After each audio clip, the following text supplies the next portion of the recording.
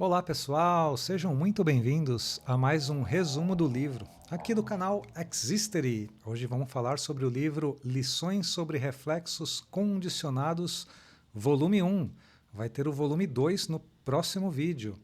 Tá? E aí, neste resumo de hoje, vamos trazer aí os principais conceitos dessa obra, de forma clara e objetiva, né, para vocês. Vamos trazer também as aplicações práticas, né, como eu converto esses ensinamentos em aplicações para o nosso dia a dia e para o dia a dia dos nossos pacientes, para a gente poder ajudá-los com bastante assertividade. Tá bom? Então vamos lá.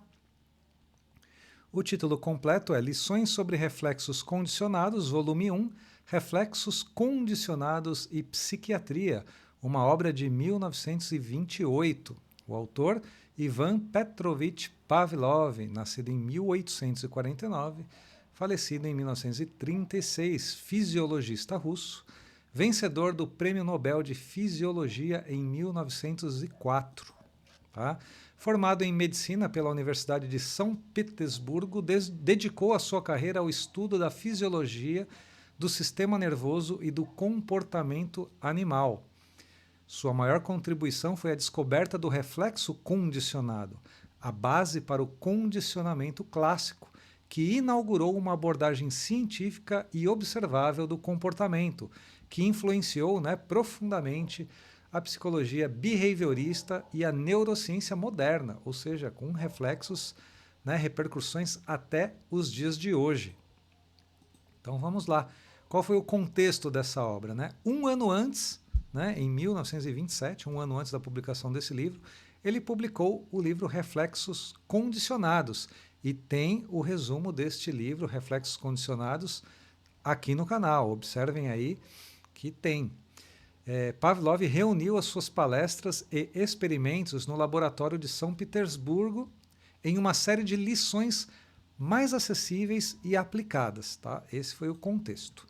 Então, este primeiro volume vai mostrar como os princípios fisiológicos do condicionamento poderiam explicar, por exemplo, comportamentos humanos normais e patológicos, estabelecendo assim pontes entre a fisiologia, a psicologia e a psiquiatria, algo que foi inovador e pioneiro para a época. Qual que é a mensagem principal, a tese central desta obra? Que o comportamento humano, incluindo aí os distúrbios mentais, as patologias mentais, pode ser entendido como resultado de processos fisiológicos de aprendizado e associações no cérebro, regido por reflexos condicionados.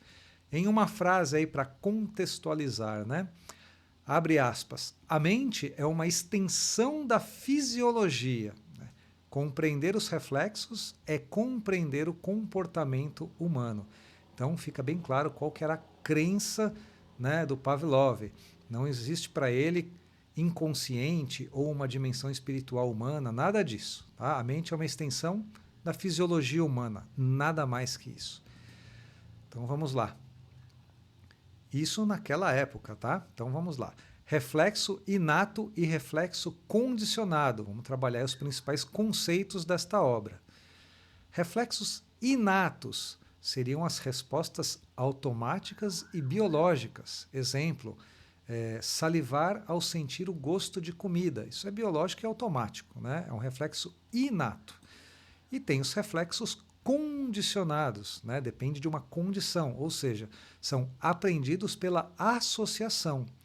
Um exemplo, salivar ao ouvir o som do sino, porque ele foi associado à comida, ou seja, sempre que antecedendo a chegada de comida tem um sino que toca. Com o passar do tempo e com a repetição, sempre que toca o sino, a gente já entende, o organismo já entende que vai vir comida, então a gente já começa a salivar, mesmo sem a comida ter chegado ainda. Então isso seria um exemplo de reflexo condicionado, ou seja, aprendidos pela associação. Tá? Exemplo, um cachorro aprende a salivar ao ouvir um sino se o som for sempre seguido pela refeição, como eu expliquei. Um outro conceito muito importante dessa obra é o estímulo neutro, o estímulo condicionado e a resposta condicionada, ou seja, São três questões diferentes uma da outra. Uma coisa é o estímulo neutro, o outro é o condicionado e outra é a resposta, né, que deriva desse estímulo. Então vamos lá. O que seria o estímulo neutro? Algo que sozinho não provoca reação nenhuma. Exemplo, som de um sino tocando, é um estímulo neutro, né? E o estímulo condicionado? Quando o estímulo neutro passa a provocar uma resposta, após ser associado a outro estímulo significativo. Então, exemplo, o sino passa a causar salivação, porque ele foi associado, né, à chegada de comida, por exemplo. E tem a resposta condicionada, que é a resposta, né, que foi aprendida pela associação, que é a resposta aprendida, né? Aí, um exemplo seria a salivação ao som do sino. Muito interessante, né? Então é importante a reflexão aqui. Hábitos e medos, pensando no ser humano agora, né? Hábitos e medos também se formam por esse processo. Exemplo, medo de elevador após um trauma, tá? É um exemplo de reflexo condicionado. Outro conceito muito importante desta obra: processos de excitação e inibição. O que seriam, né? O cérebro humano, né, para Pavlov, funciona em um equilíbrio entre excitação e inibição, um equilíbrio entre esses dois conceitos, tá? Quando há excesso de estímulos ou associações negativas, o sistema nervoso pode entrar em desequilíbrio, o que Pavlov via como uma explicação, uma possível explicação fisiológica para os distúrbios mentais, como ansiedade e neurose. Tá? Exemplo, uma pessoa submetida a estresse constante pode condicionar o cérebro a reagir com medo ou tensão, mesmo em situações neutras.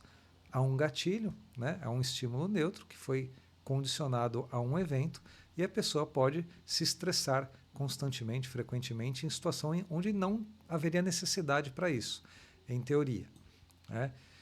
Outro conceito importante, generalização e discriminação. Tá? Generalização e discriminação. O que seriam? A generalização seria a tendência de responder a estímulos semelhantes ao estímulo original. A gente vai generalizar. Por exemplo, um cachorro que aprendeu a reagir a um sino pode reagir também a sons parecidos. Então, uma buzina de carro que seja muito parecida com aquele sino pode fazer o cão salivar, por exemplo, né? Naquele exemplo clássico que a gente já está acostumado. E o que seria a discriminação? Seria a capacidade de diferenciar especificamente estímulos e responder apenas a esses específicos, né? Apenas a um deles. Exemplo, reagir apenas ao som exato do sino e não aos outros sons. Tá? Então a gente consegue observar quando há uma generalização e quando há uma discriminação de forma bem tranquila. Tá? Uma coisa é associar a sons parecidos e outra é quando você associa ao som exato. Tá? Sons parecidos é a generalização, som exato é a discriminação. Ok? A gente pode extrapolar isso para eventos, né? Eventos que causam ansiedade, né? E pode acontecer eventos parecidos a esse evento e também causar ansiedade, sendo que, em teoria, não haveria motivo para isso. Ok? Então, aplicação à psiquiatria, né? O que Pavlov pensava a respeito disso? Ele propõe que transtornos mentais resultam de condicionamentos disfuncionais e falhas no processo de inibição e excitação do sistema nervoso. Tá?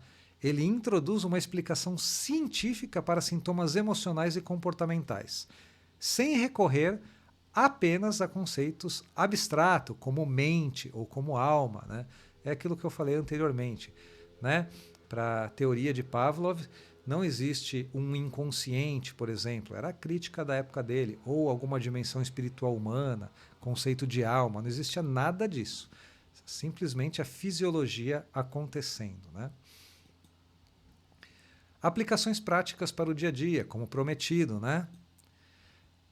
Para a vida pessoal, compreender que emoções, medos e hábitos são aprendidos e permite recondicioná-los, ou seja, todos os comportamentos aprendidos e que a gente tem como hábito, porque estão cristalizados, estão condicionados, a gente de alguma forma, usando as técnicas corretas, pode recondicioná-los, tá bom? Exemplo, superar medo de avião associando gradualmente o estímulo temido a experiências positivas, né?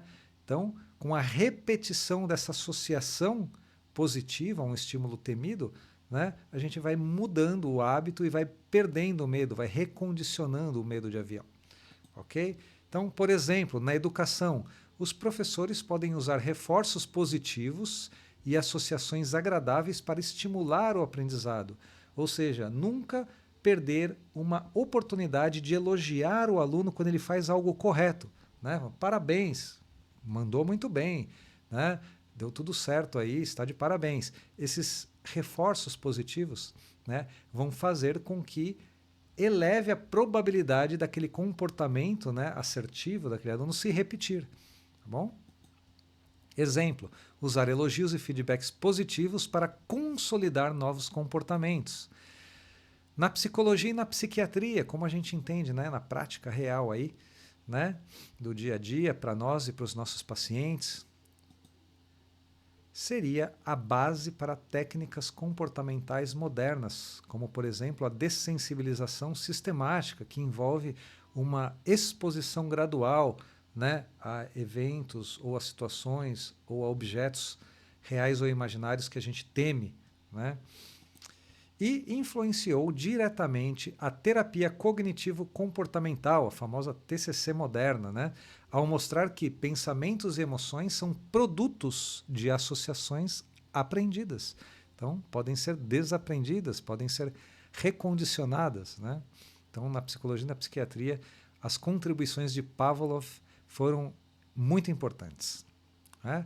Algumas frases marcantes desta obra, né? A psicologia deve apoiar-se na fisiologia, pois todo pensamento e emoção tem uma base física. Essa era a crença, né, de Pavlov, né? Aí ele defende que o comportamento humano é mensurável e observável. Outra frase importante desta obra. A educação é, em grande parte, a formação de novos reflexos condicionados.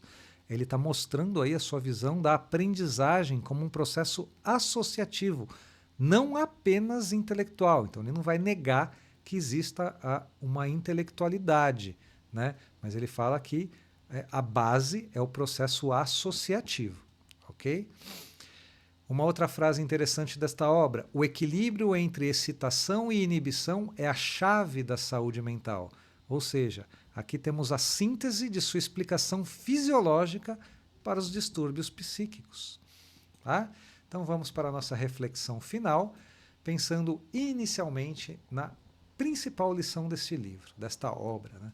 Então, Pavlov mostra que o comportamento humano pode ser compreendido, modificado, reeducado através da observação científica dos reflexos e das associações que moldam nossas respostas emocionais e mentais.